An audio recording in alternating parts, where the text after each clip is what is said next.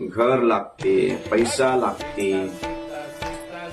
लागते नाही काही व्यापारातून कशातून नोकरी कशातून लागते, हे सगळं लागते. तसं देव ओळखण्यासाठी गुरु महाराजचा आधार पाहिजे, गुरुचा आशीर्वाद पाहिजे. गुरुच्या मुखातून जे नाम मिळते ते पैसा होय, ती संपत्ती. देव या काळात बोलते, चालते, हसते, जेवते. लक्षात ठेवा.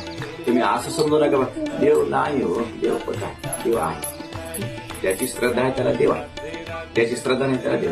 त्याला काय लागते? श्रद्धा लागते.